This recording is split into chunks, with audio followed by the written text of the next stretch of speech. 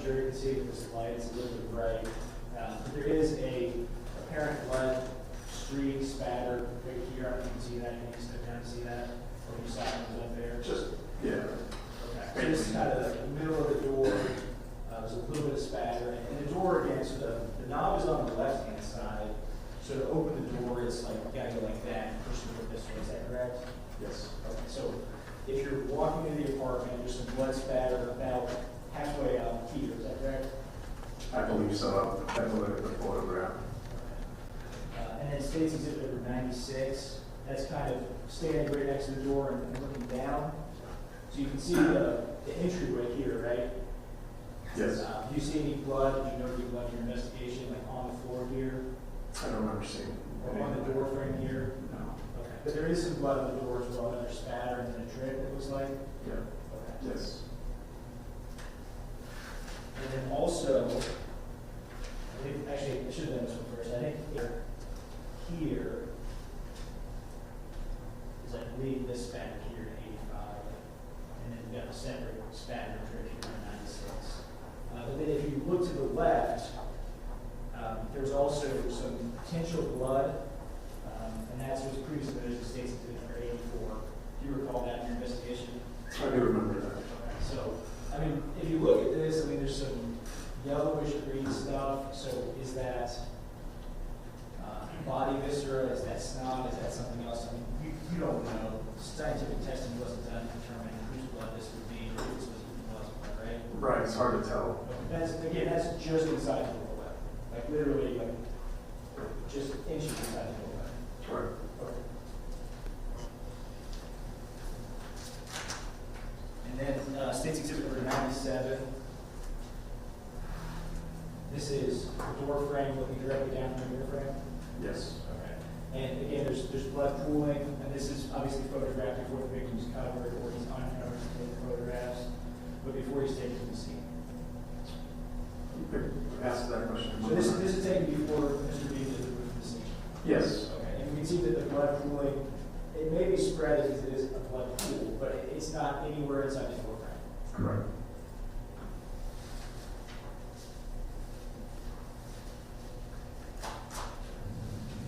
Is it also standard practice for diagrams to be made, just for clarity of where exhibits are found? Because obviously in a photograph, it takes a snapshot within the limited degree of range, which is pretty common that you'll also have diagrams done to demonstrate where everything is found. It's another tool crime scene investigators use to mark where evidence is collected. And you didn't personally make these diagrams, you know, as CSI, is that correct? Correct. CSI takes care of all that, the diagrams and marking of where evidence was collected. I'm going to approach Amherst with a sketch.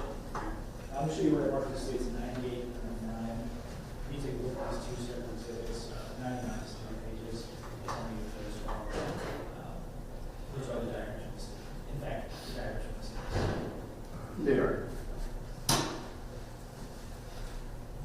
States 99 is the diagram itself, and have a legend or a key to tell you what numbers stand for. Correct. At this time, state with Tinder, well, I have Tinder defense, but with Tinder, I would offer an evidence, states of 98, 99. Judge, we reviewed it, Judge. Very good. Commission published it. Okay. So, we're going to start with 98, just based on numerical order. Just because the window's translucent, it's a little hard to see maybe photographs, but the 3 separate bullet holes in the window are marked on there so you can see and understand where they're located. Is that correct? That's correct. Okay. And so again, just so we're oriented, this is like Mason's apartment, the door's like right here, and the window's right here, and then the other.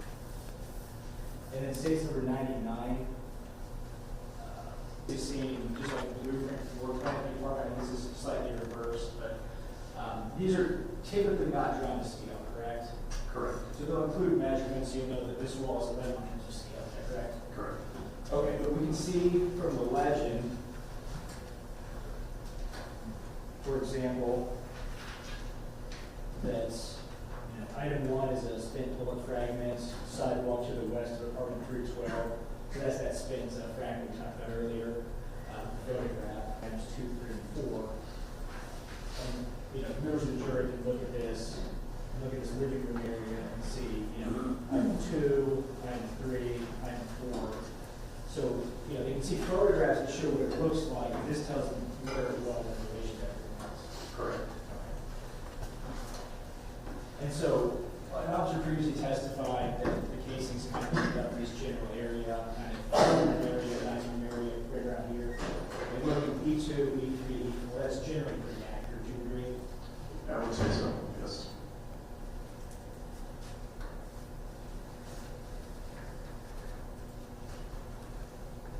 So, did you personally interview James Beaman in this case? James Beeman? No. Did you personally interview Howard Patel in this case? I believe so. We're in a detective class. Would that be common for other detectives to assist both on scene and at HQ investigations? Yes, so depending on the case, right, the more people are involved, we often get help from other investigators to help out with whether interviewing or helping out with the investigation.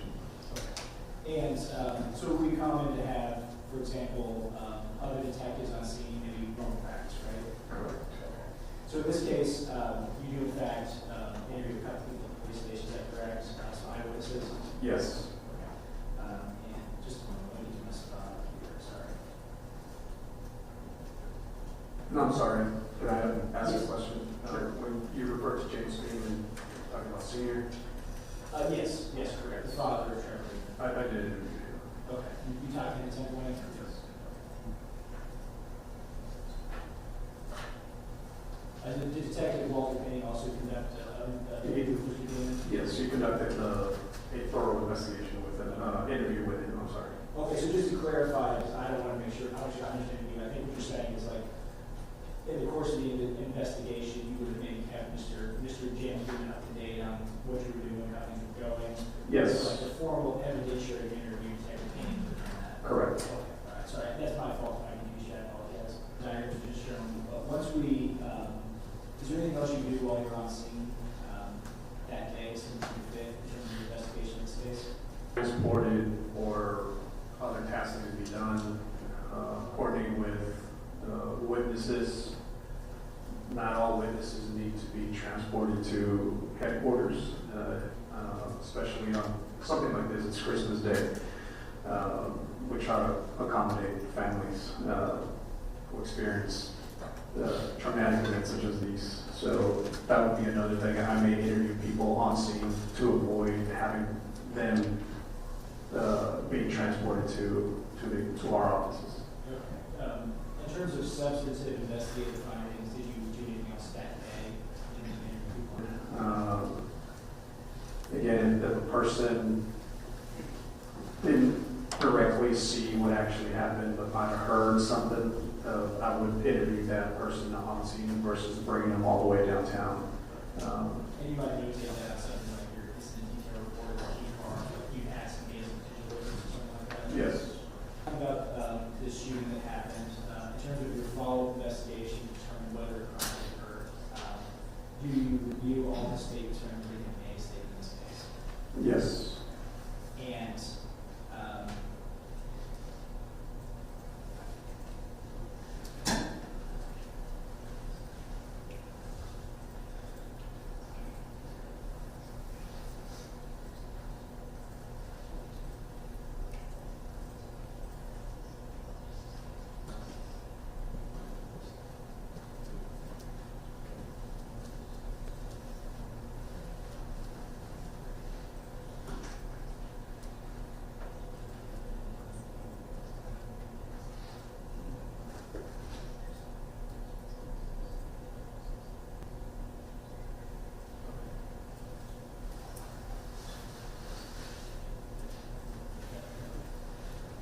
okay, so in any case where somebody's killed, under certain circumstances, autopsies are performed, and certainly a homicide would be one of those circumstances. Is that correct? Yes. So was an autopsy performed in this case? It was. And did you review the results of that autopsy? No, I did. And at any point did you guys return to the scene, or the officers return to the scene for additional investigation of the scene? I remember, I believe there was a additional call that came out in a couple of days, and some officers might have gone back to recover property. And what was that call in regards to? Sorry? What was that call in regards to? Is it a particular vehicle or a particular? I believe there was a vehicle that was overdue, some type of truck, U-Haul truck, that had been rented out and was not returned. The owners of the vehicle wanted that vehicle back. They located it, called the police to take possession of that vehicle. And so, did you ultimately find that U-Haul vehicle wasn't affiliated with Mr. Lubitz? I believe it had been rented out to him.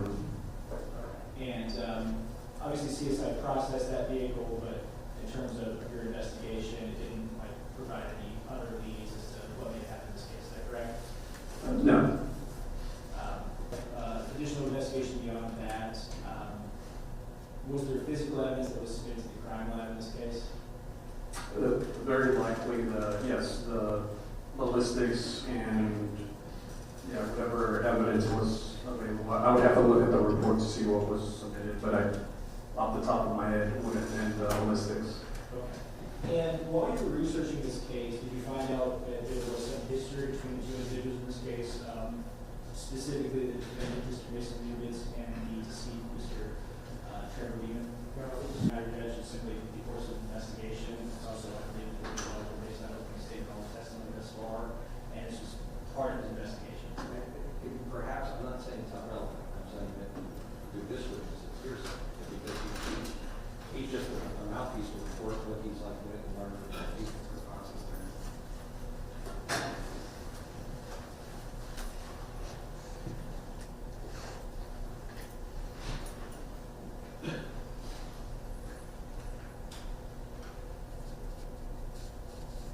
As part of your investigation, you researched the involved parties. Yes.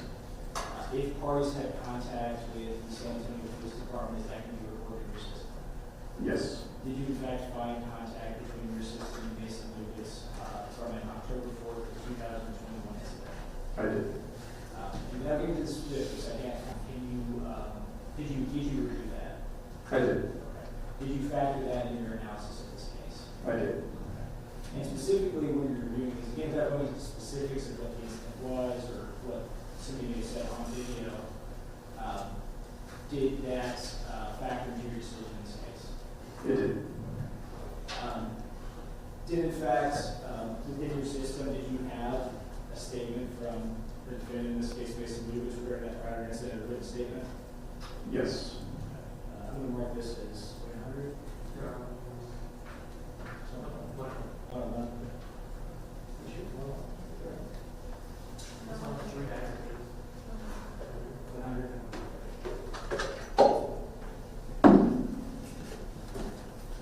Where's your first witness check?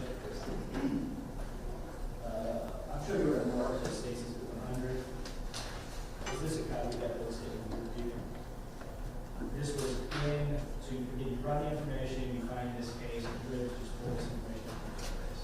Correct. And if you turn to the second page of this document, this is a handwritten statement. It is.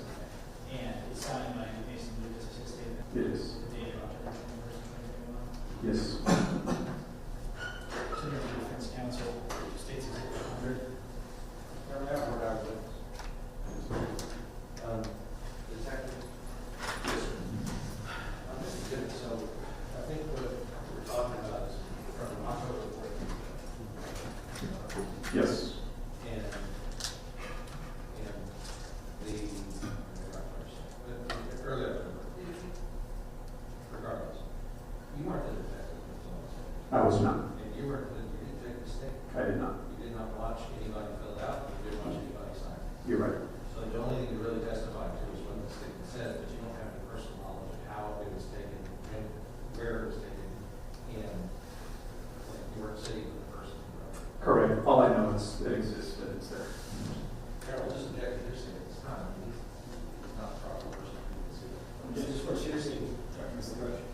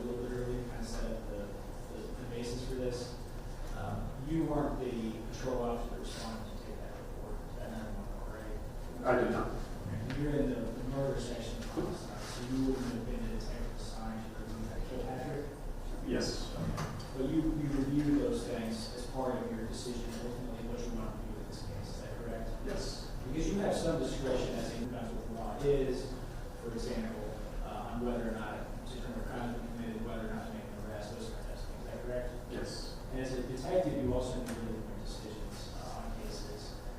You can close cases out without even filing with the district attorney's office, is that correct? Yes. Okay. And all the things you talked about is being processed by the crime lab.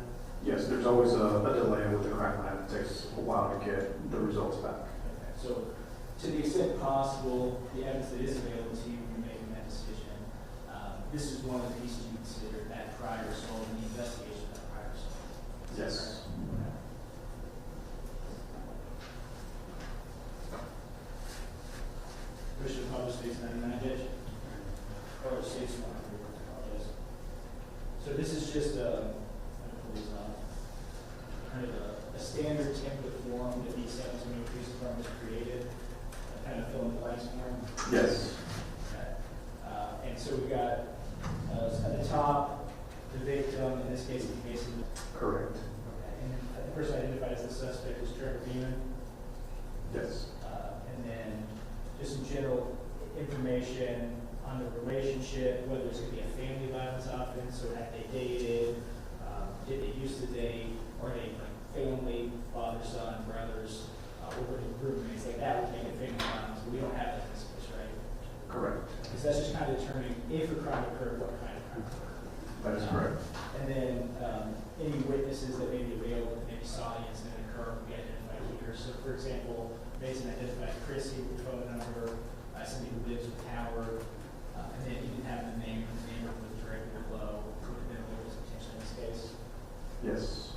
And then the second page is actually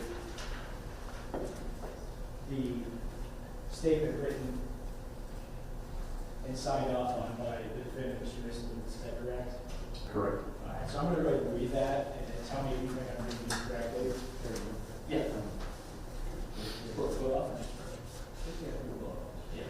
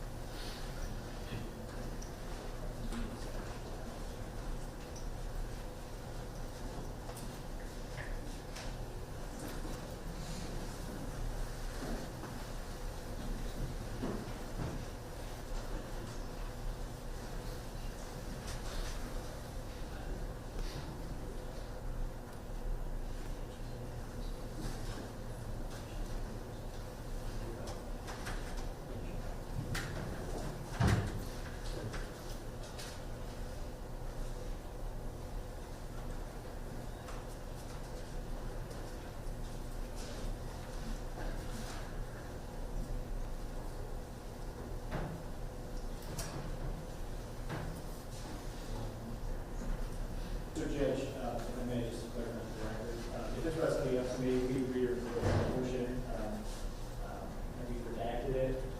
I want to substitute, make sure it's a clear redaction, change to the marker, so I'm just going to read this and just substitute it, copy it later. Yes, okay.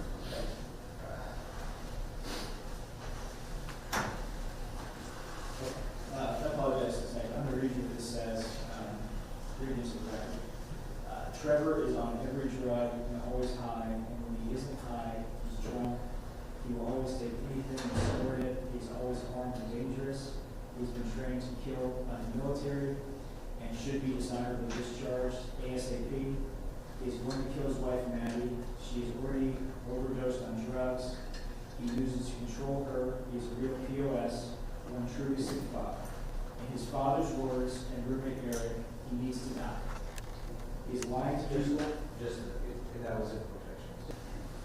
He is lying to people and trying to get me killed. He turned my world upside down and thinks my life is his to take. He feels unstoppable. He is, in all caps, unstoppable, but not bulletproof. Be careful.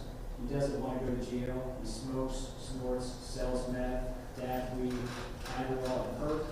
Is always in the apartment and has endangered my personal safety and others' significant O, and my dog, cost me thousands of dollars. I would be so nice to him, so friendly, and he turned on me like a fucking psycho because I let his wife in after he put a gun in her mouth, and then his. Before he did that, he told me and Jenna he was going to. I didn't believe him until I saw that fucking screaming, holy shit. And that's the statement that you reviewed in addition to an audio statement that he gave to Detective Kilpatrick, and in addition to when Officer Brian Allison responded to the scene to take the report, reviewed all of those, correct? Yes. And so as a graduate of the academy, as a detective, you have training on what the laws of the state of Texas are, correct? Yes. And you don't necessarily have to have them memorized. You can consult the penal code, you can consult prosecutors to get opinions and so on and so forth, right? Right. And ultimately, what you say is it's final. Either a judge or a jury gets to decide what is a crime and what's not a crime beyond reasonable doubt, right? That is right. But your job as a detective is to evaluate a case and make a decision. Are there cases where you make a decision that either there is insufficient evidence, for example? Yes. And what do you do if there's a case with insufficient evidence? Those cases will go under what is called a cold case until new evidence comes about, or you continue You're to. also able to make the conclusion that a crime has not occurred. Correct. And what do you typically do in that situation? When we determine that an offense has not occurred, we will unfound a case, and the case really doesn't go anywhere. Okay. And if you believe that a crime has occurred, what do you do with it at that point? That is when we continue our investigation and file it with the DA's office. And then hopefully beyond that, other than showing that you're testifying, it's kind of out of your hands. I guess it's something, hey, give me the results from the ballistics, give those to me. But otherwise, you're typically done with your investigation. Correct. And did you in fact file charges in this case? I did. And what charges did you file? Murder. And are you also trained in self-defense law? Yes. Again, it's not your call, ultimately it's up to the jury to make a decision on what is or is not self-defense. But did you believe this was a case of self-defense? That's just, he's not an expert in that. Did you believe this was a case of self-defense? I did not. And why not? If the basis for his opinion is reasonable.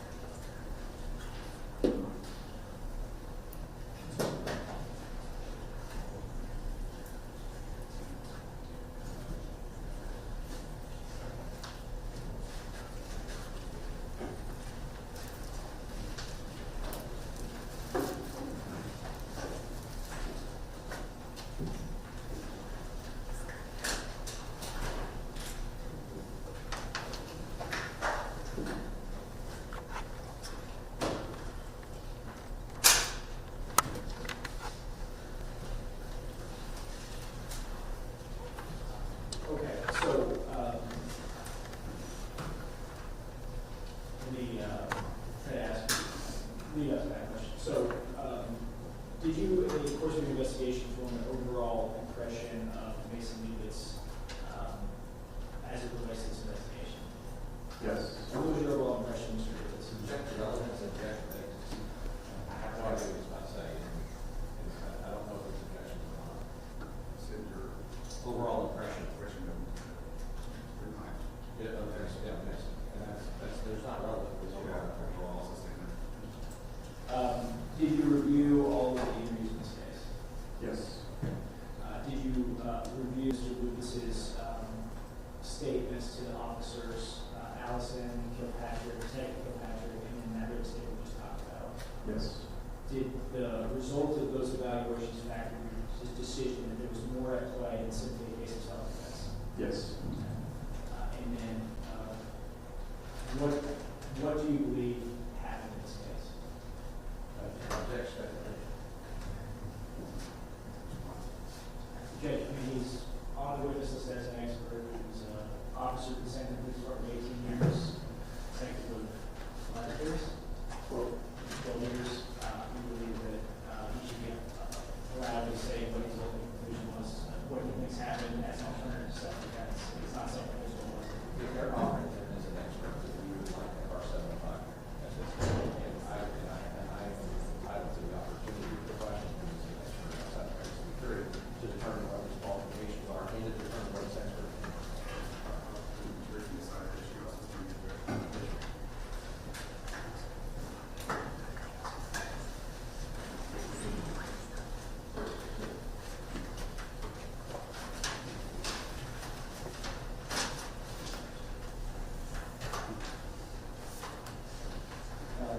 Maybe a couple more questions. Did you, in the course of your,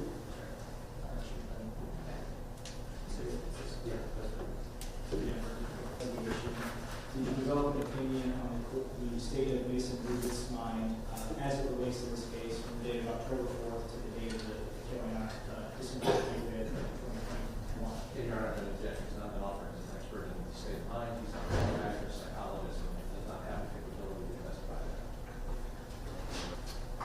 I do, but at the same time, yeah, I'm not a psychiatrist. I can't tell you where his state of mind was.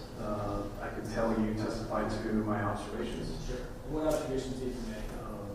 I just, from the watching the interviews that was conducted by Detective Henning, just a lot of anger, a lot of emotion. That's my observations of Mr. Lubitz that day. In reviewing the various statements, the 911 calls, did you form your opinion on his credibility in terms of what he said happened is actually what happened? I can only go off of what's being said. Again, this is why we go back and look to see what's actually there. Just based on what was recorded on 911, that's really all I can go by. Did Mason Lubitz prior to December 25th ever express his desire to kill Charlie? Yes. How's he was? Yes, sir. Okay, so I want to talk about that first. Let's just go with the statement that we just made. Gut reaction to substituting new 100, previous 100, withdrawing previous 100. And no doubt. Thank you. Yeah, well, I guess what the prosecutor is asking is you made a determination. Let's start with that first. You made the determination, or in your mind, you decided it was murder and it was not self-defense, not justified, right? Correct. Okay.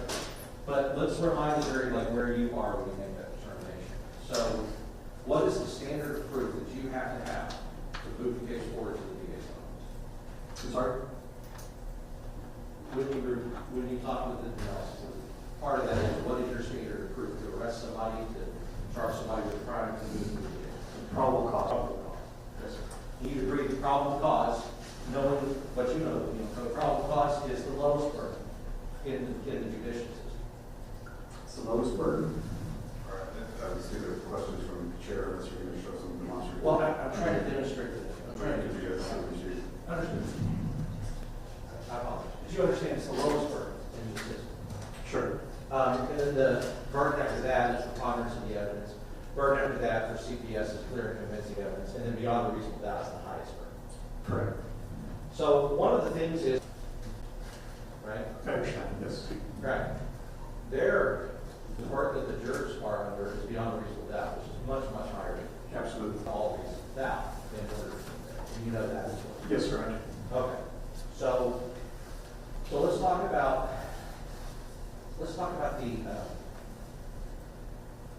October 4th assault, is where Mason told the police that Trevor had assaulted him, had slapped him, hit him, and struck him in the face. Yes. Right? And this Trevor was never arrested. I don't think so. And so, on December 25th, since you reviewed all the statement, one of the things that Jim Deegan said, that he heard Trevor say, he heard his son say, when he walked in, when he opened Mason's door and walked into it, is, you want to get slapped? He made that comment. Jackson misstatement.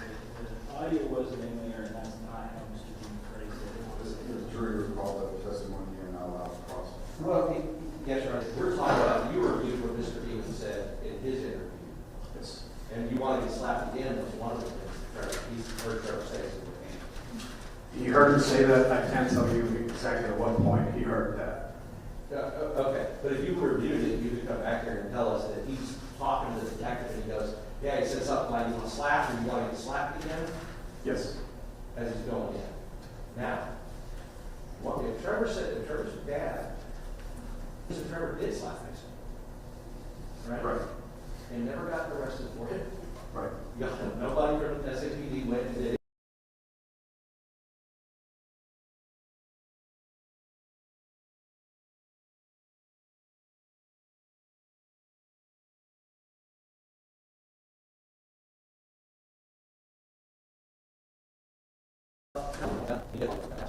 In fact, that would be an aggravated assault. But it's weird because it's like nobody believes Mason was telling the truth. It turns out he's telling the truth.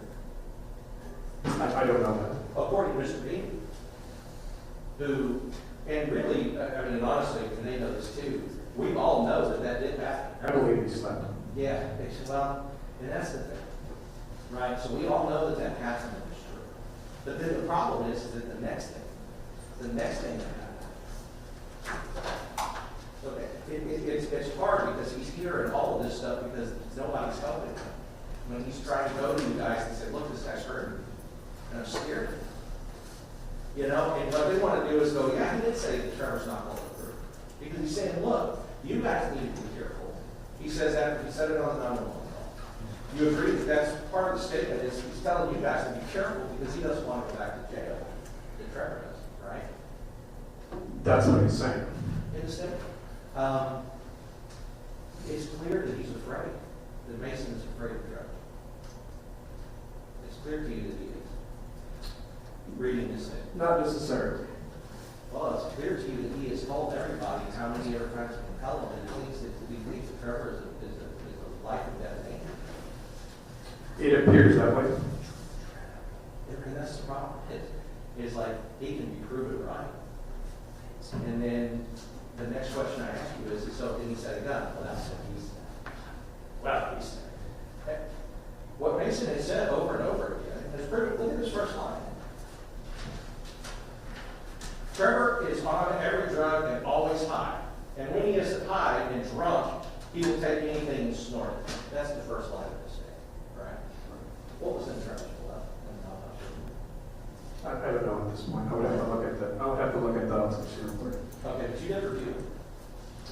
Yeah, back in 2021.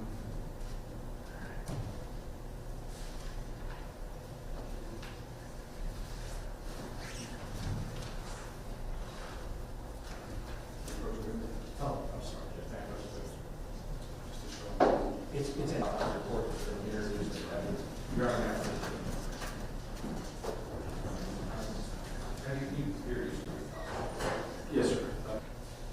Looks like cocaine. Yeah, what else? It's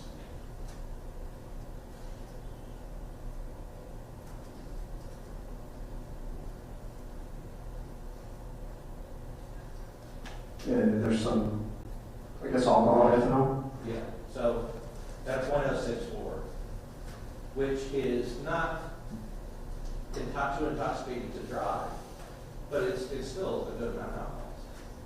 Sure. So when he said that in the statement, he said, Trevor's on all these drugs and gets high. Based on that autopsy report, you would agree with that? Based on that report, yes. At the time that was written, it's, Well, you see, at the time it was written, Mason knew it. It took Trevor going into his apartment and threatening him and dying for you to realize that that was the case. Trevor gets high on drugs, he gets drunk, and Mason's scared of him.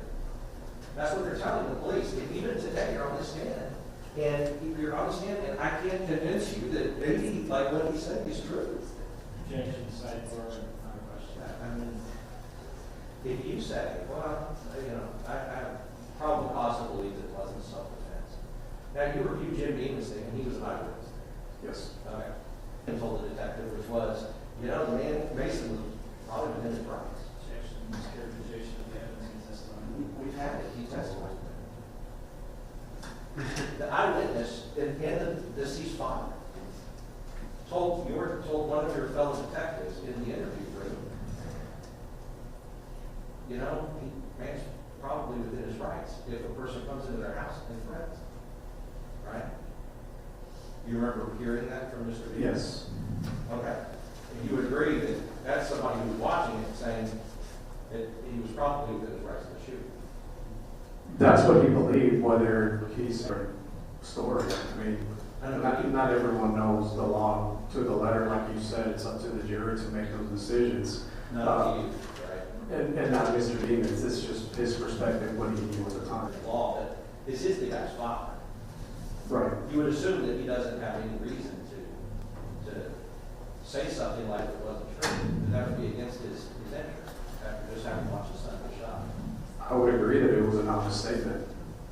And so the eyewitness, if the eyewitness believes Mason probably within his rights, then now you come and you've done the investigation. You say that he probably wasn't, right? That's what probably was. Right. Probably was, probably was. You really are at, neither of you, or you have gone beyond reasonable doubt. You can't, that's not your determination. You don't make those determinations. Correct. Okay.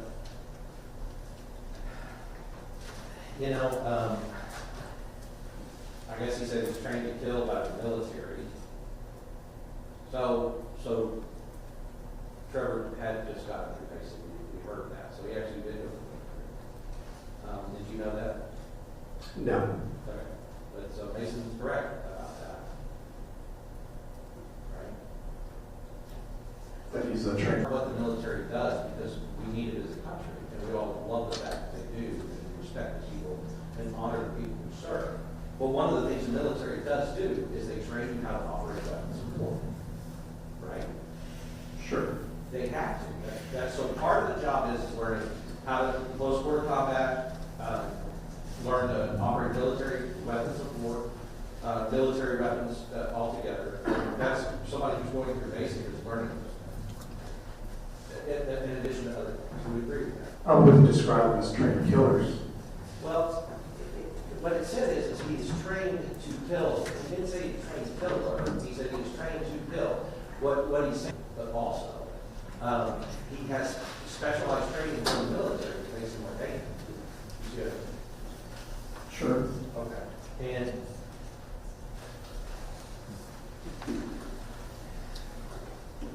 then he talked about the fact he talked about the fact that the reason that Trevor assaulted him was because Mason and Mason's girlfriend had called the police because Trevor was beating off his girlfriend. You knew that from your review. That's what it says,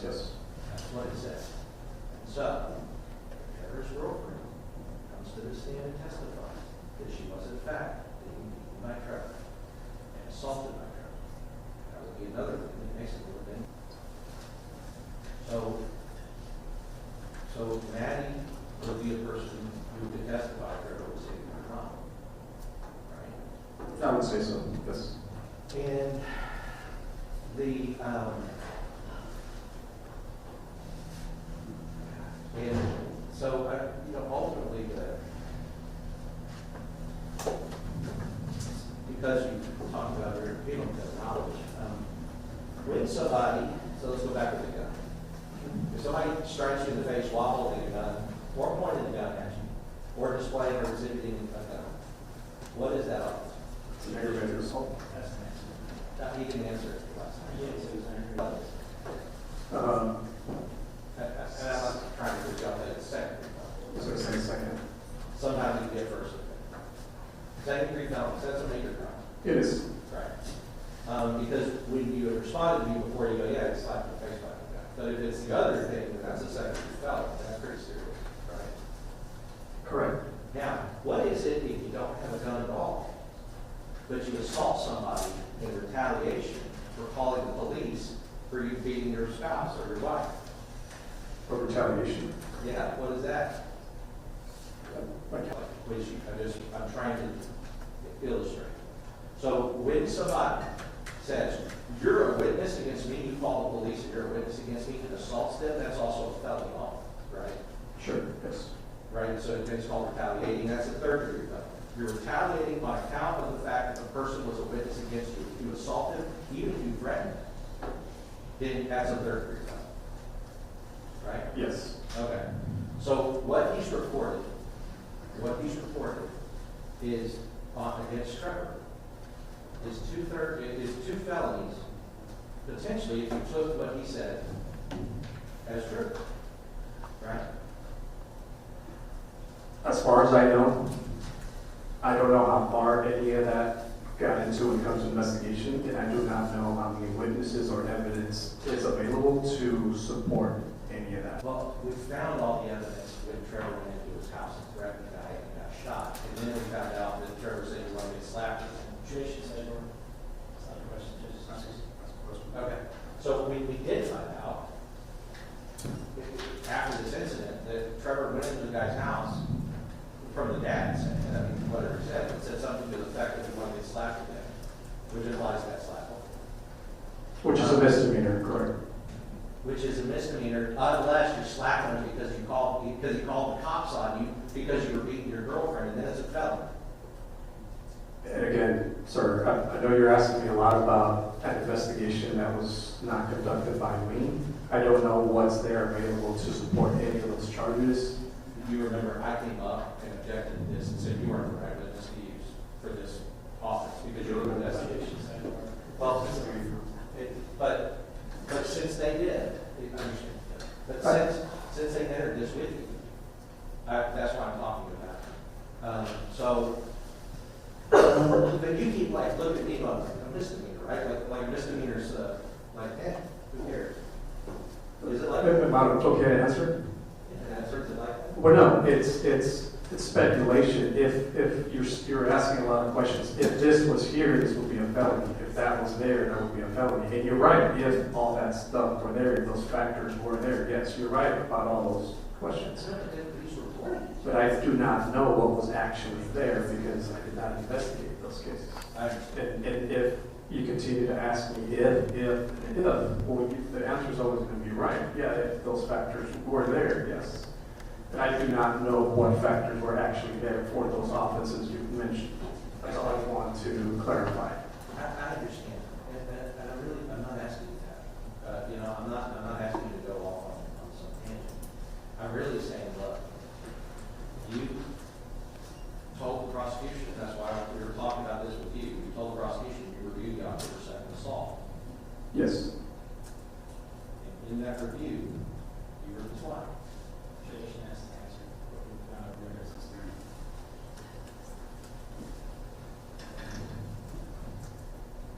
What you're saying is that you keep saying a misdemeanor. I don't know what you're saying to that, but you keep saying misdemeanor.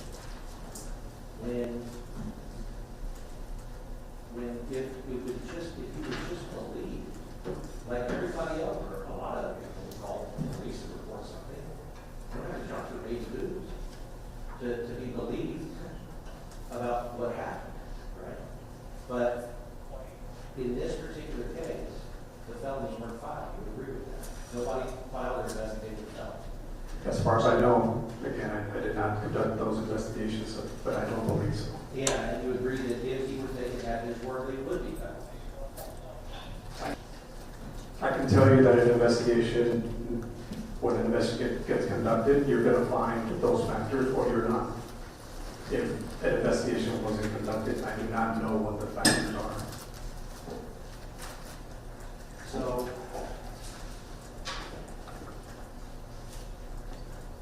So somebody getting struck,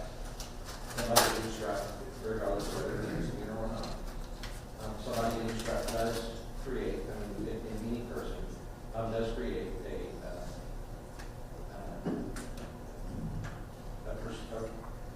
perception that other person is a threat. We agree with that. Objection statements. Well, okay. Somebody hits you, you're going to be watching out for them so they don't hit you again. Right? People react different. You're going to get different reactions from different people. What a fact, I can't answer to that. Then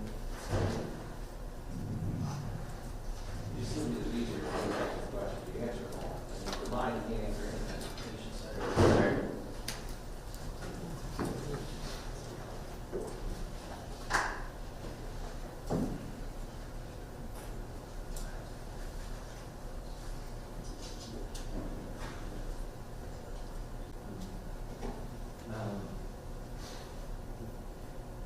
Thanks for believing me. Mr. Mason, you come down.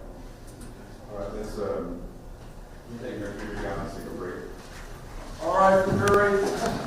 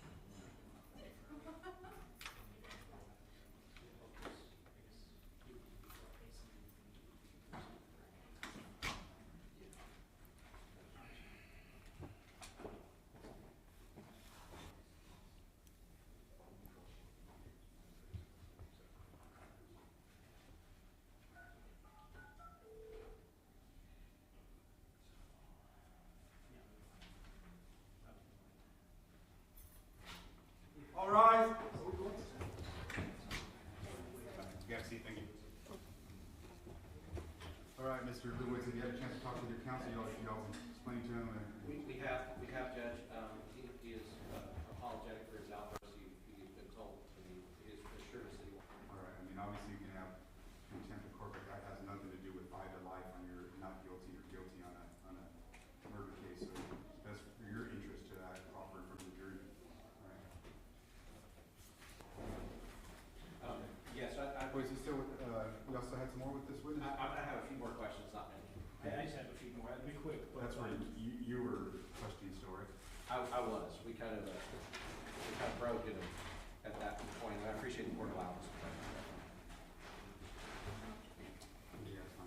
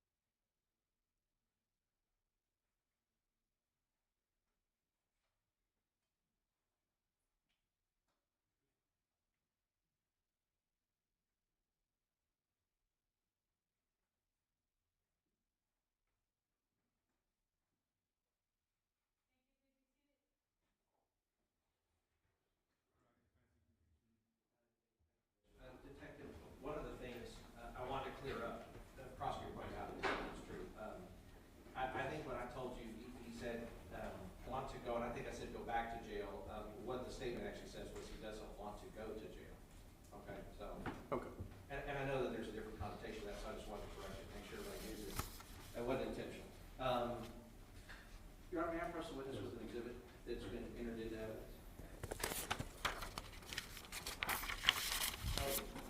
We got this box somewhere. It's 21. It's already been entered in outside the jury's presence, I believe. So, can you tell me if you know what 21 is? 21. Like just in general, what it is? In general, it's a ammunition box. Right, and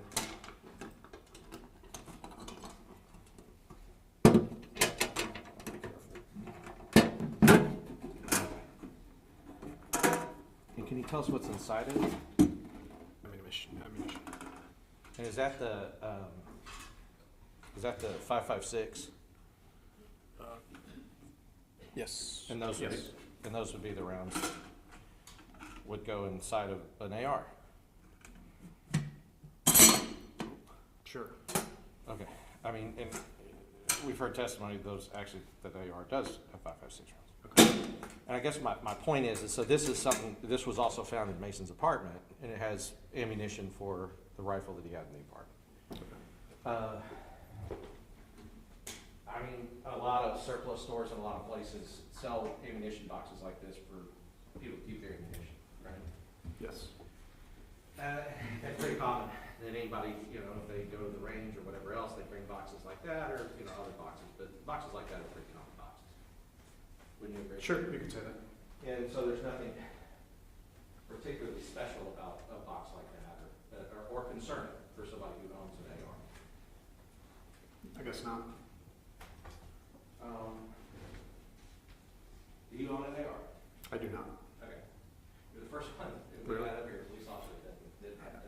I am not a gun fanatic. I just have what I'm issued. I'm good with that. Understood. So,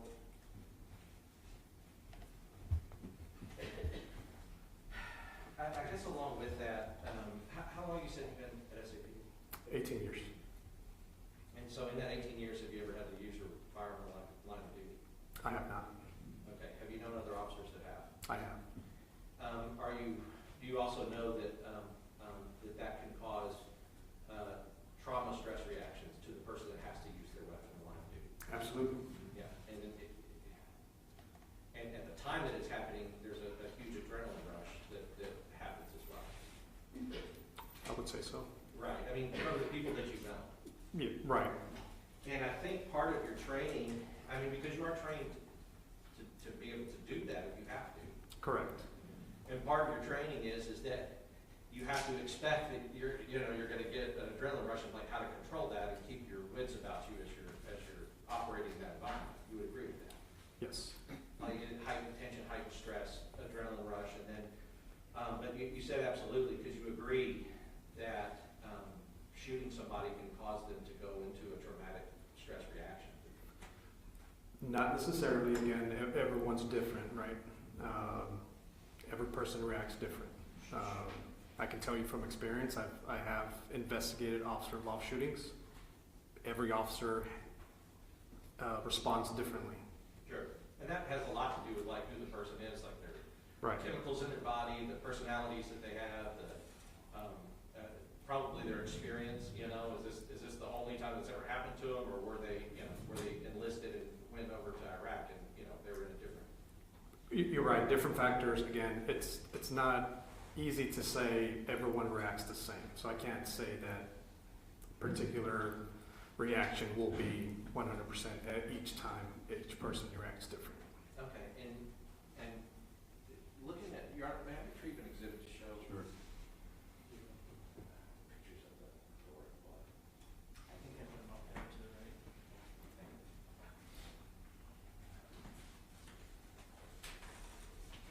You talking about the EV photo or the one? Yeah, these. And Your Honor, I've retrieved 84, 96, and 85, and I've published them. Thank you. So, looking at 84, I think we've had some testimony about it, and you've seen this picture before. Yes. And so, what we're looking at is what looks to be blood, and maybe some other bodily matter, fluid or tissue or something, on the inside wall of Mason's apartment. Okay. I mean, do you agree with that? It could be. Sure. It could be. It could be. Well, in here, we have what looks to be blood. You've seen blood, and you've seen these kind of scenes before, and that looks like blood. Yes. And this blood streak here, you would estimate, can you estimate how far in? It's about halfway on the door. Do you know how wide that door is? Not from that picture. Okay. Let's see if I can get a picture. To help.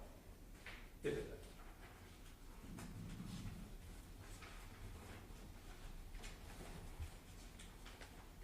Let me ask you this. Do you know how wide a standard door is?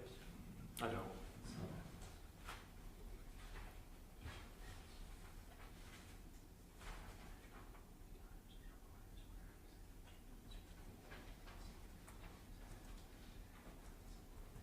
Showing you to 71, which is kind of, you get a bigger idea, picture of the door. Would it be safe to say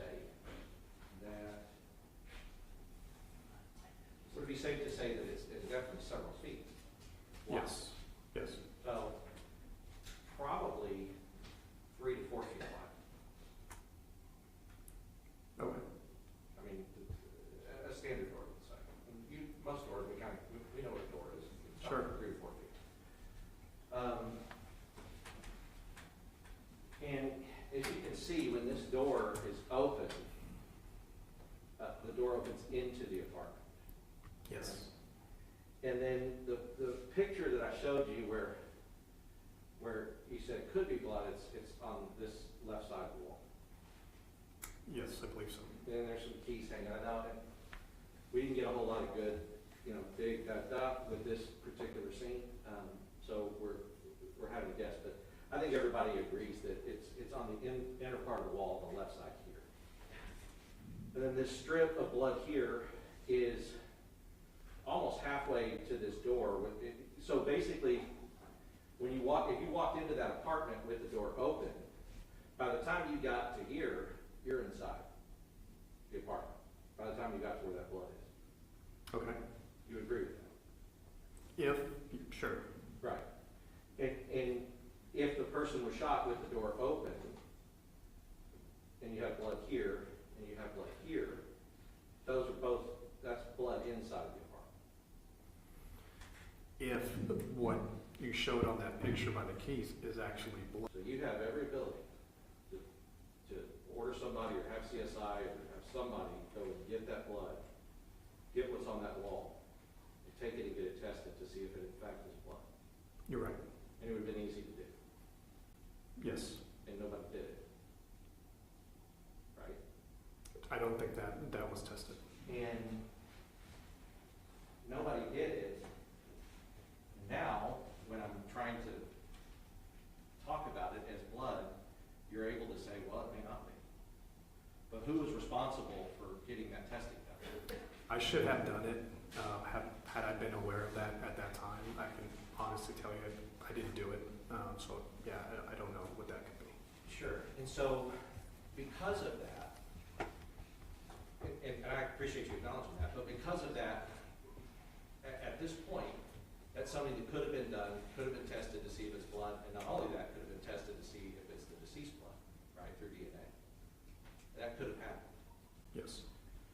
So it wouldn't necessarily be fair to Mason to say now, well, we don't really know what it was. We can assume that that's the deceased blood since Mason was not leaving. Or something completely different. Sure. But it sure does look a lot like blood. Right? I'll be honest with you, to me, it does not. Well, let's look at this. Let's look at this. Your Honor, Mr. Witness? Nay. So are you saying State Exhibit 96, you say that doesn't look like blood? No, I'm referring to the picture that's up on the screen. Okay, but 96 looks to you definitely like blood. It doesn't look like blood to me. Okay.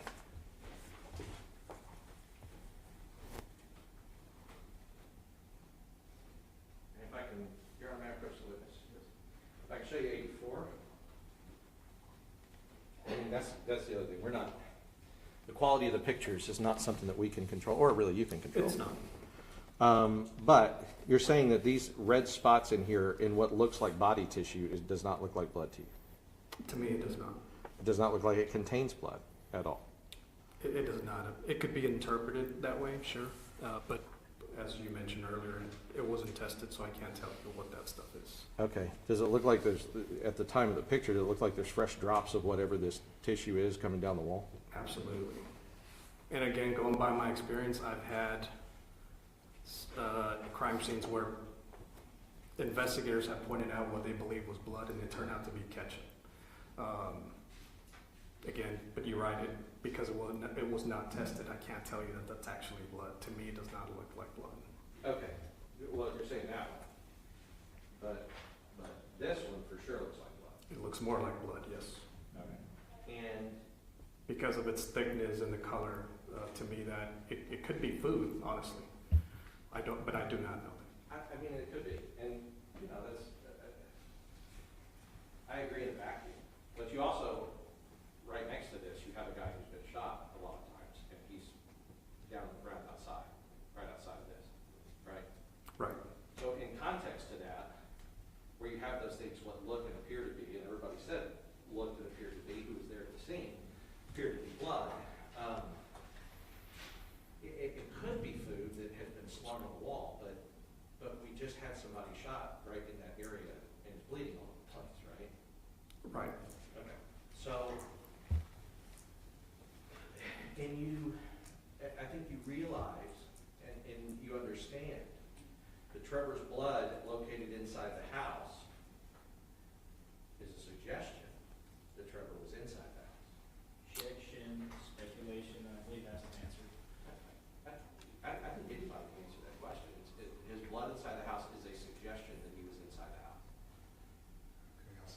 objection. Okay. Regardless of, I mean, I understand it wasn't tested, but had it been tested, and it was Trevor's blood, and you knew that for 100% certain because you tested,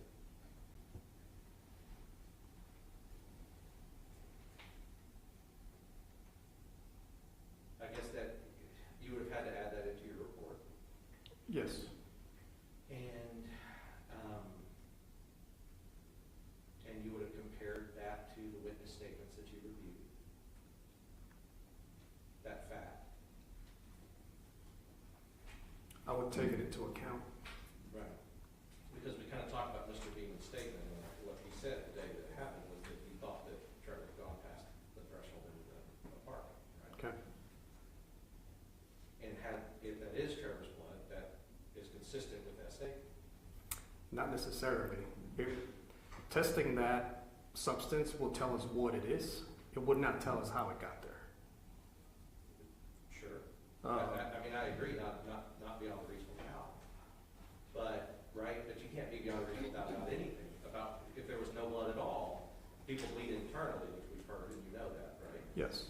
People can be shot in one place, not have any blood come out at all, and then go to a different place, and then that's where the rest of the blood comes out. Sure. Right?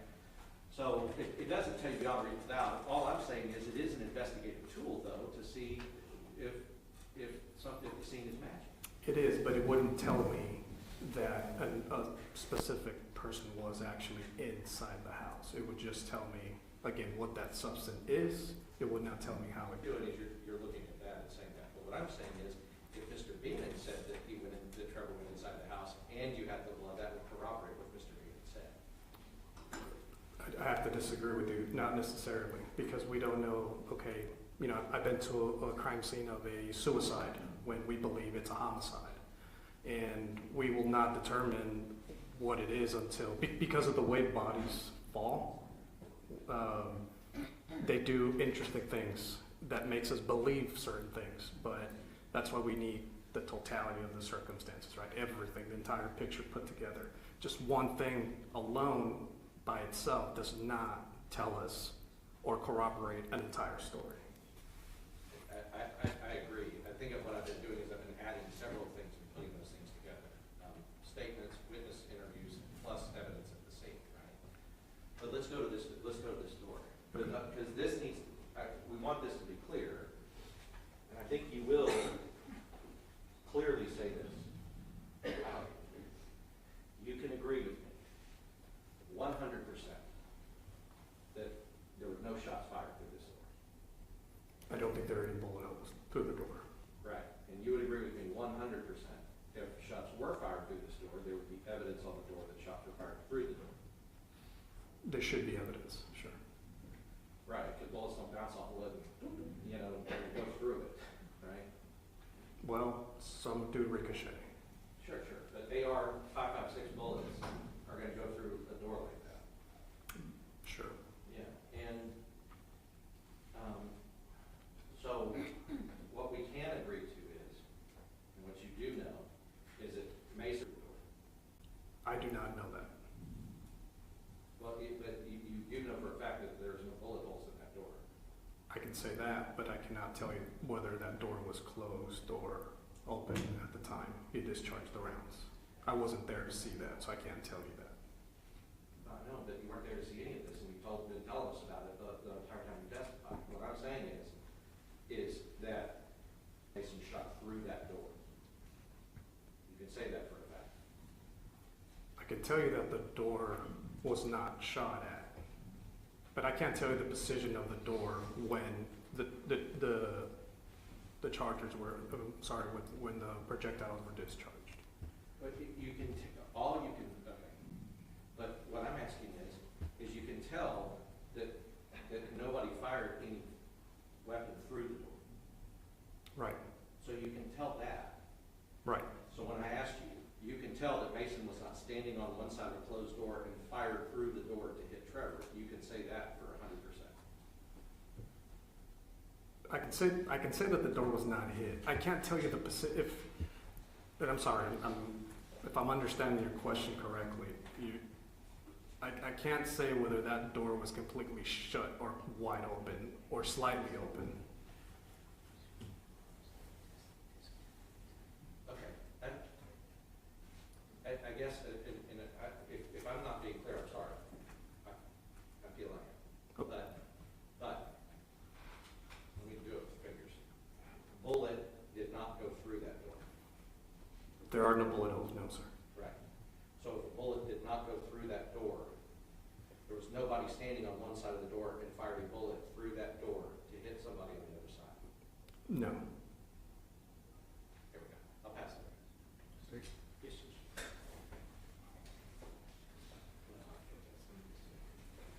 Sorry, just may I first name this?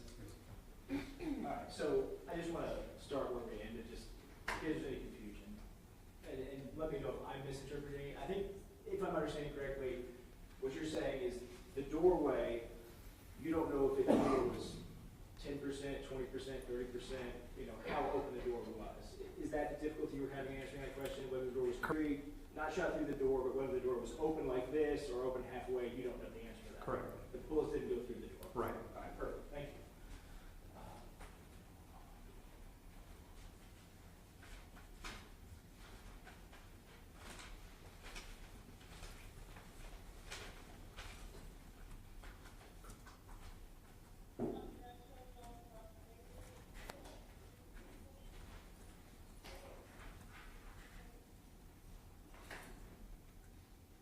So, I know you may have reviewed the 911 call a long time ago, but if I told you that he was wearing a green sweatshirt, if he says on the 911 call, I'm wearing a green sweatshirt, I'm taking my clothes off, would that corroborate what you see next to the rifle that was collected in this case, the sweatshirt that was also collected in this case? It would. Okay, and obviously if there was blood or body matter on that, you would have noted that in your report and investigated that? Yes. Okay, so that's the sweatshirt that theoretically, if what he says in the 911 call is true, he was wearing at the time before he undressed? Yes.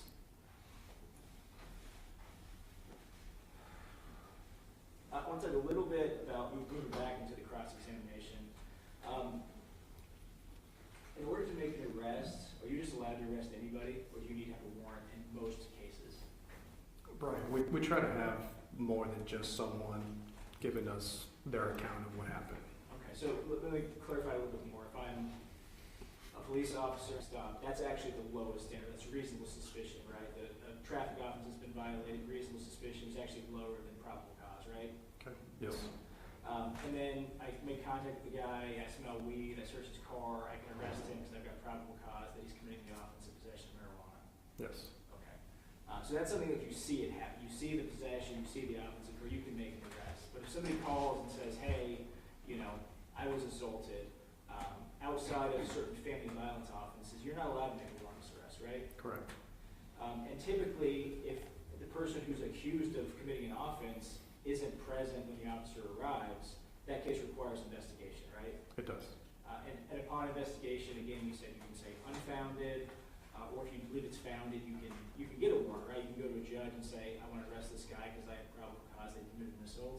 Yes, correct. Or you could just file a case with the district attorney's office and they could decide, yes, we think he committed assault, and then a warrant would be issued. Correct. Okay. And in this case, I know you said you watched you looked at the original assault case, Officer Allison's body cam, Detective Kilpatrick's interview. Detective Kilpatrick's interview was on December 22nd, isn't that correct? Yes. Okay, so that case was still actively under investigation, is that correct? It was. So if the defendant, suspect, in a case is deceased, is there any purpose in continuing that investigation? No.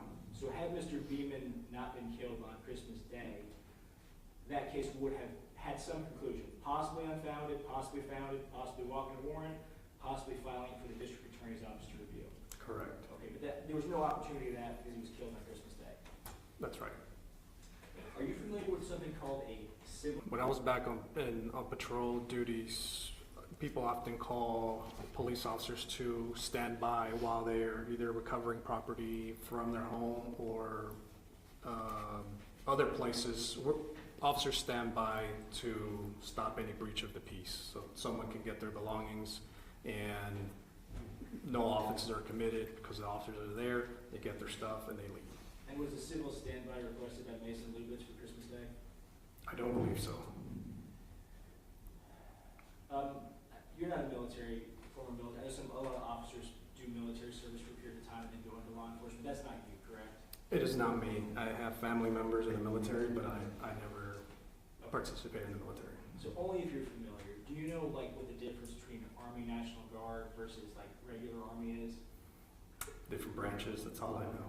I won't ask you more about them. As far as being a trained killer or trained to kill or possessing a weapon of war, trained to use a weapon of war, was Trevor Beeman carrying a weapon of war when he was shot and killed at Mr. Lubitz's doorway? I don't believe so. Was he carrying any weapon of any sort? No, not that my investigation showed. We talked a little bit about the penal code. If you provoke the conflict, are you entitled to claim self-defense? No.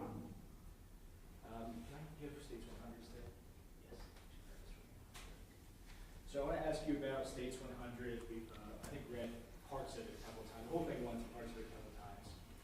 So you got a lot of questions, and it's like, well, if this happened, and if this happened, and if this happened, like if he did have a gun, and he was waving it around, or if he was displaying his gun, or if he said, I'm doing this, what Mason Lubitz said to be true. Is that correct?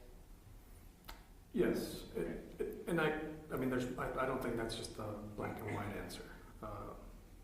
It's not so much just whether you believe the person or not, right? As a police officer, so that's why we don't arrest people just based on a police report. We have to find the probable cause that's needed, the evidence to arrest somebody. Otherwise, everybody would be in jail. A lot of people would be, right? It's just that he said, or he said in this case, I guess, had you gotten a chance to talk to Mr. Beeman. So, ideally, get ring camera or surveillance camera or like an eyewitness statement, something like that would be what you'd want to get to that probable cause. Yes. Okay.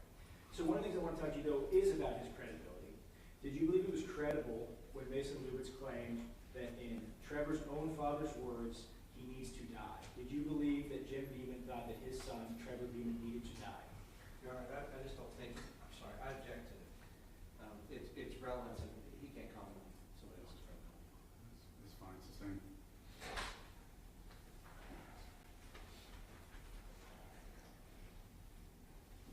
General Pass Lubitz is that. Just so I can understand, one of the things is, for what he's talking about, provoking difficulty, that's actually a pretty extensive legal theory. Have you had any training in the law other than the penal code? No, sir. So, because provocation has special meaning in the law, and one of those meanings is that it can't just be any provocation, right? Because it has to be provocation that would cause a reasonable person to be provoked. Do you agree with that? I do agree. Yes. Because, I've said something that's mean or that the guy doesn't like, but that doesn't mean I've provoked him to follow me to my house and then come into my home and threaten me or assault me, right? You agree with that? I do agree. It's one of those. It's not a simple yes or no answer. There's a lot of factors that come Sure. with that. But one thing that we do know is that the provocation has to rise to some level that's beyond where even a reasonable person would be provoked to attack another person, right? Sure. Right. And so, because otherwise, nobody could ever claim self-defense if they're just like, hey, you're a jerk, and then the guy tries to kill you, and you have to just lay there and be killed because I called him a jerk before, right? I mean, that doesn't make sense. Again, there's different levels of provocation and response. Yes. Sure. Okay. So, I guess the prosecutor said that on this assault report, which I'm sure you're tired of talking about, but on this assault, it happened, it did happen. You know it did happen, but it happened October 4th of 2023, or I'm sorry, 2021, right? Yes. Okay. And did I hear it right that the detective didn't call him or follow up with him until December 22nd of 2021? That's what's recorded. Okay. So, is that normal to wait almost 3 months to follow up on an assault like that? It is possible, very likely. But we get inundated with cases on a daily basis. There's a number of detectives assigned to the entire city of San Antonio. Sure. It can't take months. Yes. Okay. It's not uncommon. Not uncommon. No. But, in those intervening months, there was no contact that was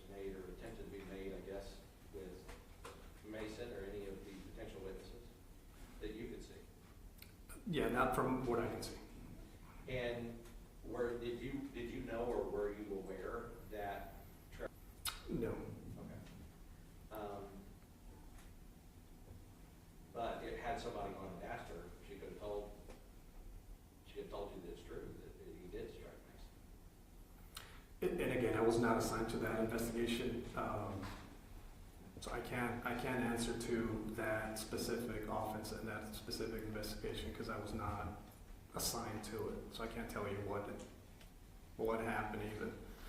Well, and the other thing that we talked about is he said, but I just have to say from personal experience, I wouldn't have a lot of the cases I had if you guys refused to work just on somebody saying something. You know what I mean? Objections, sidebar. Case sustained. Okay.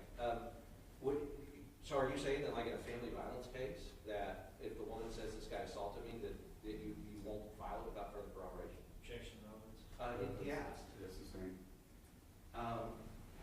It is not the case. You agree with me? It is not the case that SAPD's policy is we won't file a case unless there's further corroboration other than what the person has said. Well, you have given me different scenarios. Which scenario are we talking about now?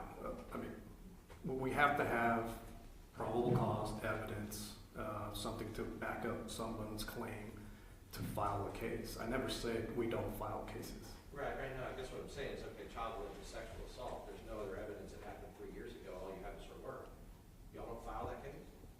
Objection, relevance, the line question. Case sustained. I'll pass. Anything briefly? Thank you, Judge. All right, thank you, excuse you. Thank you, Judge. Okay, next witness. Take over Officer Brian Allison. Do I return this to, I'm sorry.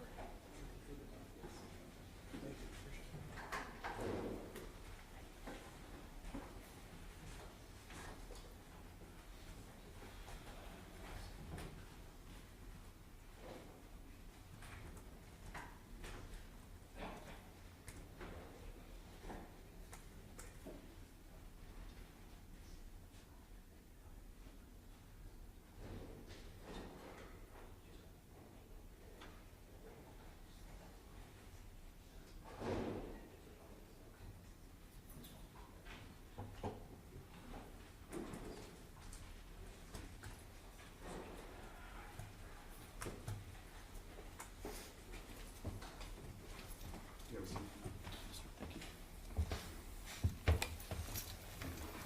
Raise your right hand. You swear to tell the whole truth, nothing but the truth, so help you God? Yes, sir. Go ahead, state it. Thank you, Judge. Officer, can you please introduce yourself to the jury and spell your name for program, first and last, because I know Brian can spell it 2 ways. Yes, my name is Officer Brian Allison, BryanAllison. And how are you employed? Police officer with the San Antonio Police Department. And how long have you been employed by the San Antonio Police Department? Currently. What is your current assignment? Currently assigned to the traffic unit. Okay, and what does that mean versus a traffic officer? What's different about your duties? Just work on the highway, crashes, traffic stops, stuff like that. Okay, gotcha. So like I know there's a traffic investigation for like serious crashes, manslaughter, that type of stuff. Are you affiliated with that unit or how does that work? No, sir. I'm just affiliated with making sure the highway is safe with traffic stops. You're close to the scene, you're ready to respond to any situation, any danger, make verification. I assume prior to that you were a patrol officer? Yes, sir. Okay. I guess let me get back a little bit. Do you have any prior experience in military or law enforcement to becoming a San Antonio Police Department officer? Yes, sir. Did 8 years in the U.S. Army, Texas Army National Guard. Okay. So you're familiar with like what's the difference between like the Army versus the Army National Guard or the tech, anything state by state, but can you kind of explain what the difference is between a member of the Army and a member of the Army National Guard? Yes. The difference between the Army National Guard is we receive the same training. We can still deploy overseas. We could do any of those things. But we're funded by the state for the most part, and we have state missions like hurricane, emergency response, anything like that. So that can overlap. Like you could be a National Guardsman and you do your duty, which is you're called up to duty theoretically, but also you owe certain amounts of service, but you can also do a regular job. Is that right? Correct. It's once a month, typically 2 weeks in the summer. You can go on mission to, like I stated, to humanitarian aid, overseas deployment, anything like that. But most of the time, unless you're activated on orders, it's part-time, so you could do that job, part-time on a weekend, still maintaining a normal job, whatever it may be. And were you in fact the National Guardsman and at San Antonio Police Department officer at the same time for a period of time? Yes, sir.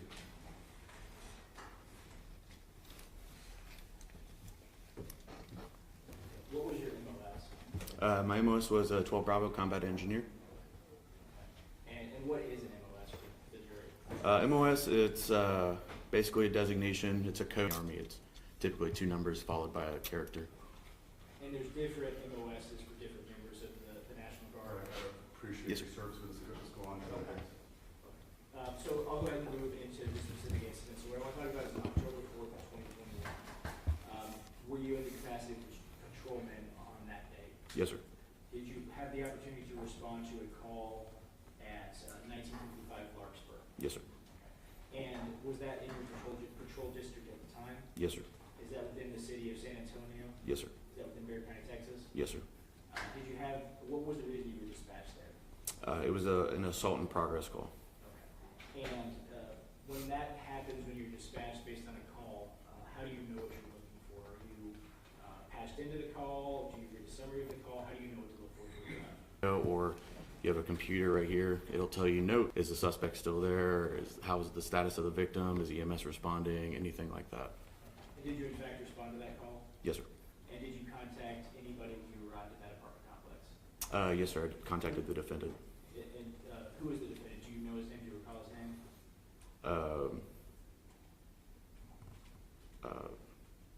Would it refresh your recollection if you had a copy of your report in front of you? Yes, sir. For identification only, I'm going to mark this as States 101. Commissioner Berkowitz, Judge? Yes.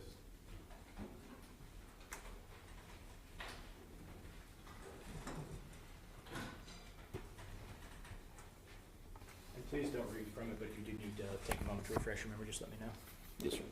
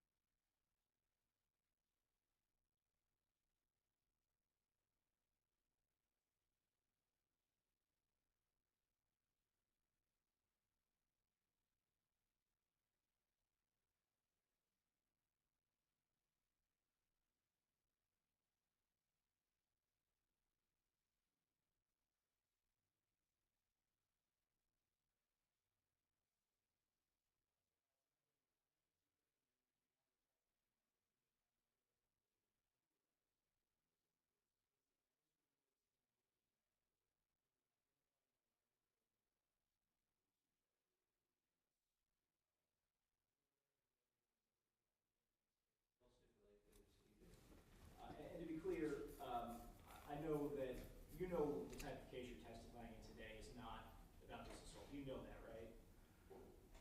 Sorry, you know that this is a murder trial. Correct? Yes, sir. So you know that while you're testifying about what happened on October 4th, he was not a suspect or a defendant on October 4th. He was the person who called 911, a potential victim in this case. Is that Correct. Okay. By the time you arrived, was the suspect in that case at the scene? No. Okay. So once you arrive on scene, suspect's not present, what do you do? I contact the defendant. Okay. And to be clear, we're saying the defendant, you mean the defendant in this trial right now? Yes. What do you do? What's your purpose in contacting? What are you trying to do? Just trying to, first and foremost, ensure he's okay. On top of that, make sure, basically see if there's anything that meets the elements to any offense that may have occurred. Just get the overall story, try to sort everything out from there. Okay. And in this type of situation where the suspect is not present, what do you typically do once you get that information from Mr. Lubitz, or from anybody, I guess hypothetically, but in this case in particular, what did you do and why? So in this instance, I basically compiled all the information. The powers that are invested in me as a police officer, I can only arrest for certain authorities. Once interviewing Mr. Lubitz, I determined that I needed to essentially write a report. However, in the instance reported to me, I did not have any arrest authority at the time. Okay. And to be clear, you said that you determined you needed to write a report. So are there calls for service? And we've talked about that with the jury previously, where a 911 call is made and a call for service is created, where officers will respond and not write a report? Correct. Okay. So that's something that once you get there and evaluate the situation, you make the decision, yes, this needs to be recorded in a report, yes, my body-worn camera needs to be saved so that it can be viewed later. Correct. There's call for service. Every call has a call for service, but not every call has a case number. Case number is generated to write a report. And in this case, you generated the case number and wrote a report. Correct. And were you at the time equipped with a body-worn camera? Yes, sir. Have you had a chance to review your body-worn camera video? Yes, sir. You did that today? Yes, sir. With the exception of any alterations and deletions, was the video you watched a true and accurate copy of your body-worn camera? Yes, sir. Permission to approach the witness, Judge?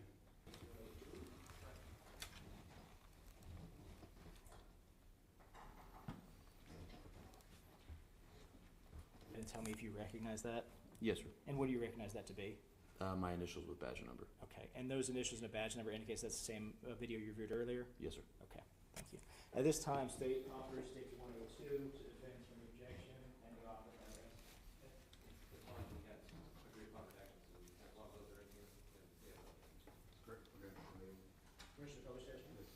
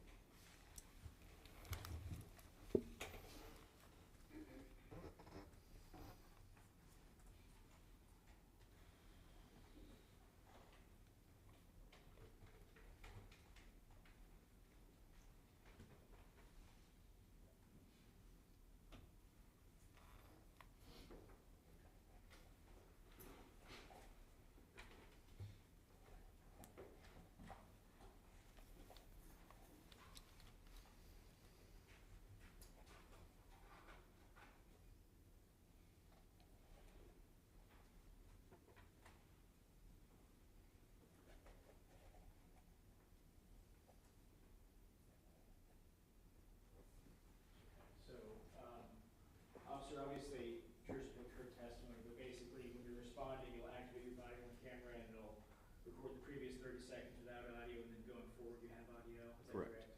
So, what are we seeing now? It's the start of this video. This is me driving to the scene. There's no audio due to it being that preemptive 30 seconds before I activate. I'm going to skip ahead just before you make contact.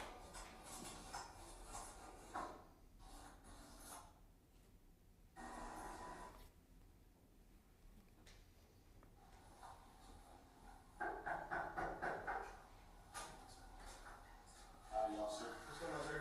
A lot. Okay. There's a +1 in there who was a huge monster. Okay. Like a demon from hell monster. Okay. So test it out.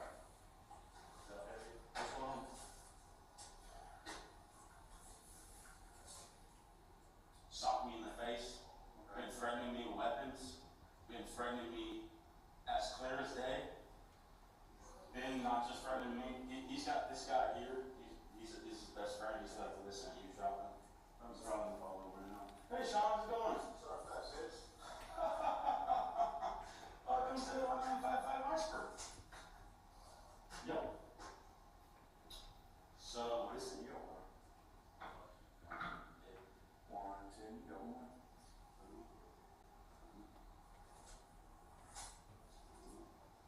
Yeah, can you go on my direction?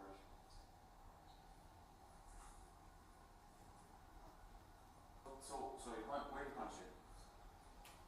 I my fucking glasses. Yeah, okay. We're fucking out close. How do you do this? You see it? Okay. See it? Yeah, I see. Okay. So we stop here. That shit. But then come close to knocking me out, dazed me, and then his stupid wife who came over here seeking refuge. I have put myself. Sorry, brother. I'm just so fucking pissed, officer. I'm sorry. Okay, so how did you said something about weapons? He's threatening me with several weapons. You know, he's got guns in there. He's got legal guns. He's got gang members who that guy. What do you mean by threatening you with a weapon? Okay, he showed me a gun and pointed it at me. Where's the drunk guy? Yesterday, he warned me, like almost threatening me to get up, like he was gonna kill. So I didn't know what to do. I just sat in the chair. He's going, "You're in my house now, fucking." All you ever got why? Because I was going. So he shoots me in the They're just roommates, or do you? I don't know if he's on. I'm sorry, y'all are just neighbors. You don't really say neighbors. They have some cool neighbors that actually have all been leaving because of this one guy. He's attached to the hip with the guy here. His name was. He acts like really crazy and said, "Oh, my son's a piece of shit." I hope he does that. I said, "My son's the biggest piece of shit." What was your name? Mason Lubitz. You want to talk down here? Sure. Just so we're not right next to their apartment. He's not. Well, there was just two people. There was just two people outside.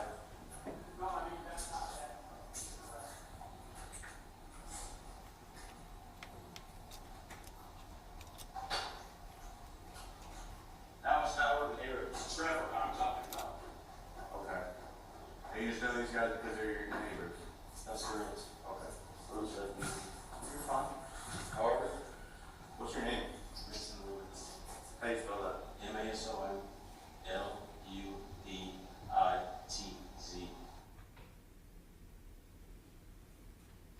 Your name is Mason. And Brooklyn, this was my pocket the entire time. It took the most respect I've ever had in my entire life. Okay, Mason, what's your date of birth?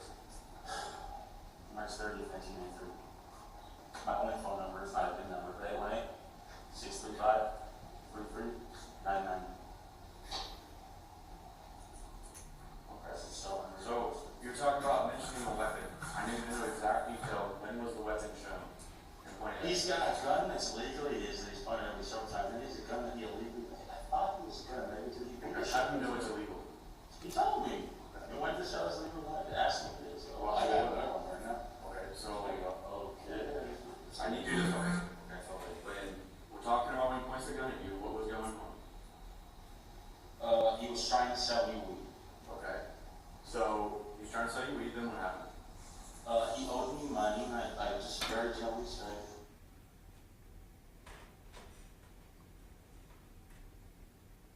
I got fucking tear up. Okay. Then what came up was regularly out of his apartment. And I said, that's fine with me as long as you don't have a few people coming over. I started a few people came out coming over. And it's fucking, it's crazy here. I'm not trained on it. I'm a dream lines. I don't have training on it. Okay. You're talking about a weapon being pointed at He you. pointed a shitty, Istanbul Pistol or rifle? pistol. No, What color? never, silver black. Silver. Silver, furniture, black ribs and shit. You know, stainless gun or nickel plated. It's a shitty Muslim company in Turkey. I don't know. It was a suit, he asked me if I said, I don't know. When did he assault you? When did you get punched? Oh, that was right there.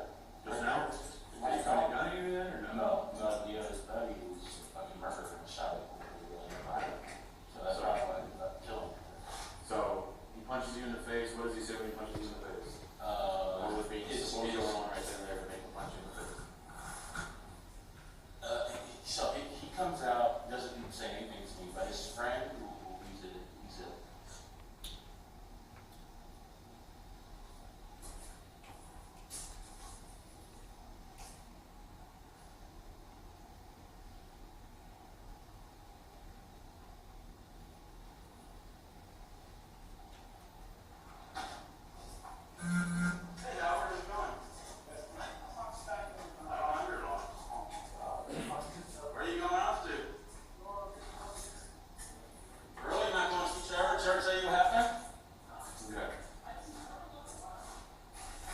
socked me in the face. Okay, so, He socked me in the face. so he, what, All right, I'm going to pause it.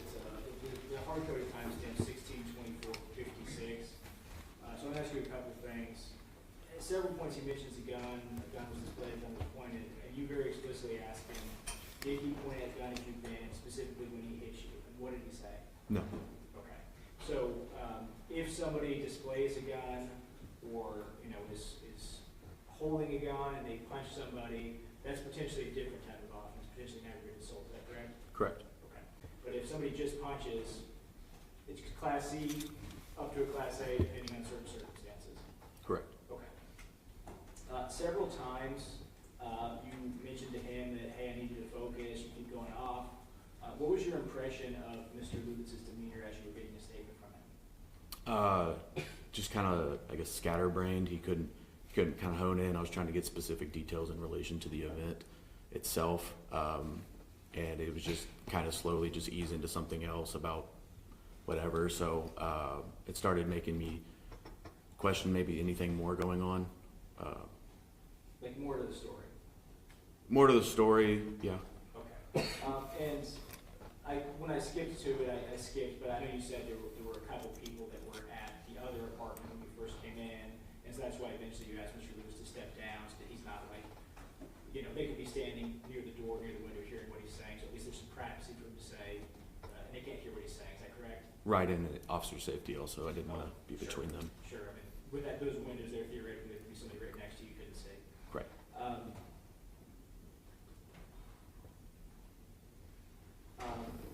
Obviously, where I just paused it, we see an individual who leaves that apartment and comes down and has a minor exchange with Mr. Lubitz. You didn't have any in-depth interview with that person, did you? You don't know much about that person. No. Okay. Did you hear what he said to Mason? Go ahead. Sorry. He asked where his Live on video. One and gone, Howard. what was going on when you got? I was walking my dog. I was talking to a happy right there. Just around the corner or what? Okay. Okay, then you're walking your dog. How do you make contact with him? What His friend, his murdering friend, who scares the hell out of me, who was not menacing me today, was just saying, oh, hey, Mason, he's actually kind of nice to me, ironically. Hey, Mason, how's it going? And he just looks at me and is behind him and just looking at me creepily. I go, I don't know how it's going. Why don't you ask him? And he looks at me creepy, doesn't say anything. He goes, well, I said, ask me, where's mine? He goes, I don't know, but as soon as they're by, I go, well, yes, no, you were threatening me. I go, oh, well, you were in my house, and I said, I'm allowed to do whatever I want. I'm allowed to. I said, no, I'm not your wife. You don't get to beat me. Okay. And came over and just started fucking, the peacock shit I wanted to do, head in front of my fucking face. Okay. Being So a- what? Okay, I'm going to pause again at 16:25:53. So we've got a little bit more about it. Specifically, what I want to ask about is who does he say is with Trevor that this assault occurred? his murdering friend. And I think I'm confusing things. And he says that you can't threaten me. I'm not in your house. There was no threat made in the assault. He's talking about maybe threats he says were made previous to this slap. Correct. Not like in the parking lot, I'm going to threaten you. He said, I believe if I heard it correctly, he made a comment about meeting his wife, and that's when Trevor became upset and struck him. Correct. Okay. I'm going to resume play. Piece of shit he's trying to get me to hit him so he can shoot me this time, probably. And I'm not stupid, so I didn't do anything. That's what happened. I didn't do anything. Okay, I just played for a second. I'm stopping again at 16:26:01. Specifically, that's what I want to talk about is what was the exchange that, just for the record, that just happened on the video in terms of Mason says he's not stupid because he didn't do what he wanted to do. What did he say that he thought Trevor wanted him to do? Sorry, I didn't go back and play it again. Sorry, my question was probably confusing. I'll just rewind very quickly and play it again. Oh, 10 seconds. I'll go back 10 seconds.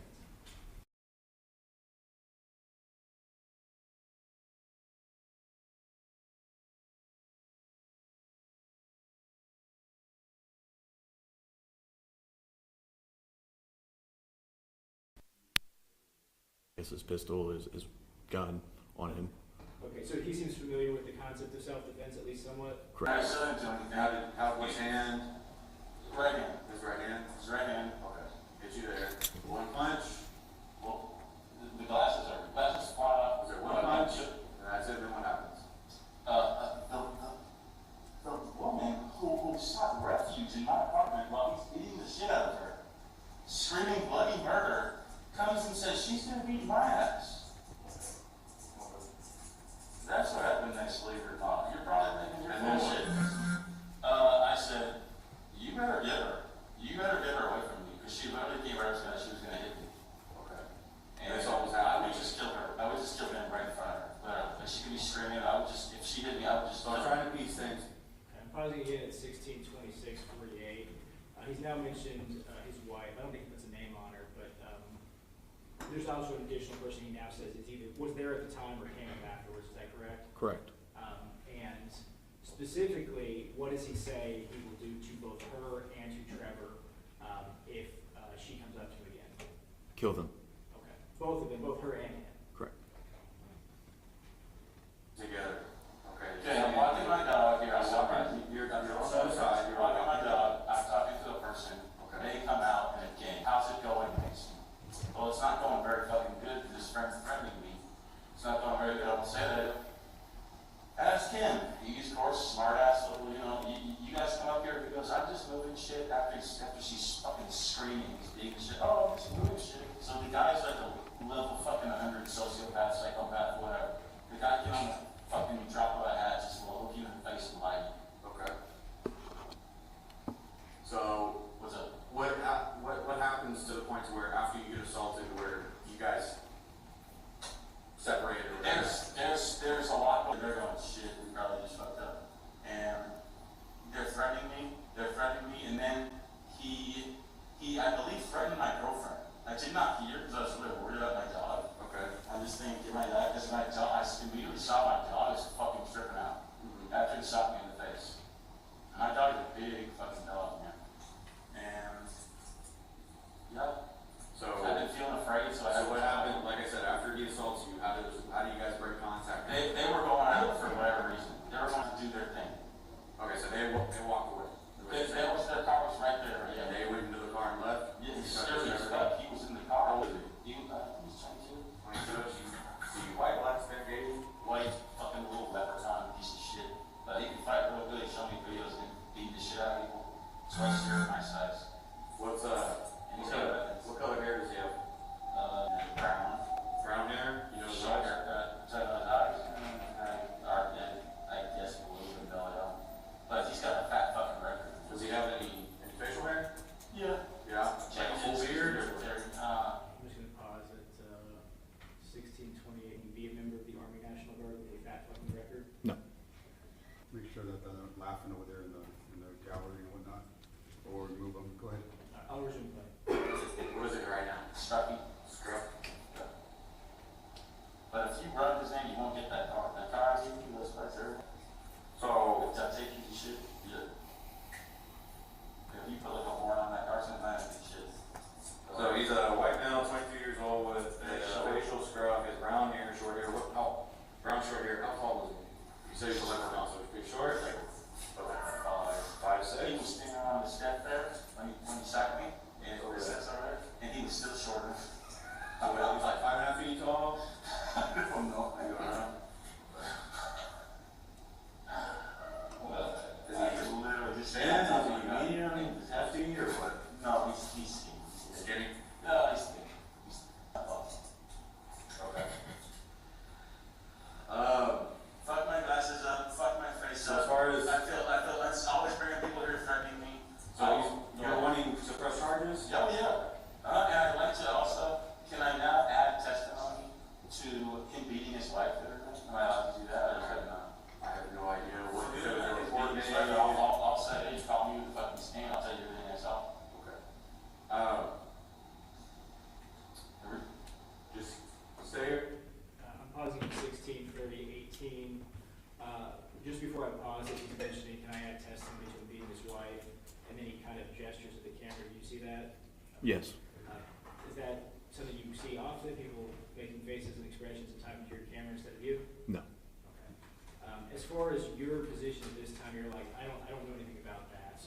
Did you know that there'd been potentially a prior call for service from this address? Not yet, no. Okay, so again, you're just investigating the assault in this case, right? Correct. And at no point up to now had he said that he punched me because I called 911. In fact, what he said is he punched me because I said, are you still beating your wife? Or you can't beat me like you beat your wife, something like that. Is that Yes. correct? Here for me? I'm gonna go make a phone call real quick. I'm going to the house. I was going, you can knock on the door. Oh, yeah, that's fine. Oh, I'm staying by your side. No, you can go up there. That's fine. That works for me. Okay, I see you. 15 minutes. I'm going to pause here and then I'm going to skip ahead. But at this point, you depart. You say you need to go make a phone call, and then you kind of go to your car and fill out some information. What are you doing at this point? I'm creating an SAPD case number, gathering information, running NCIC, TCIC, NCIC checks, like criminal history checks, whatnot, on Mr. Lubitz, as well as utilizing all the information I do have for the other party. That's pretty much it. Okay. And so you're putting that into your system so that the process starts, and then obviously you'll write a report that can be referenced. The report you have in front of you, you'll write that later usually, or are you writing that in your car right now? No, I would, after I turn off my body cam, I complete the scene, typically leave the scene, I would write it then. I'm going to resume at 16:37:32, which is you walking back to the apartment to contact Mr. Lubitz.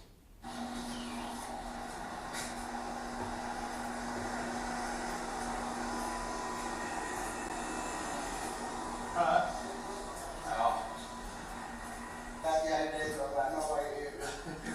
It's never a good invite. You too, man.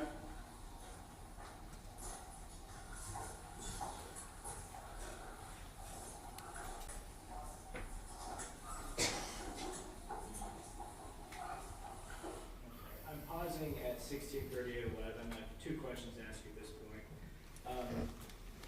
You have a pink or orange, you've got a colored piece of paper, like a half sheet of paper in your hand. What is that? That's a SAPD case card. On there, it would provide my name and badge number, the case number, as well as any follow-up unit. In this case, it would be homicide unit, their phone number in case he needs to contact them for any reason, questions.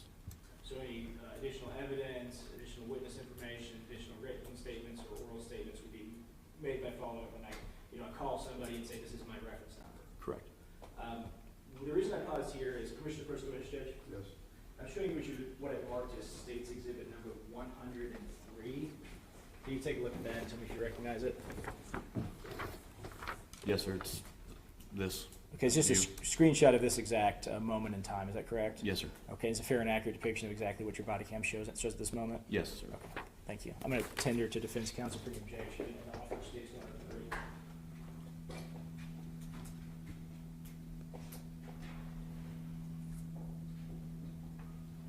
Yeah, Your Honor.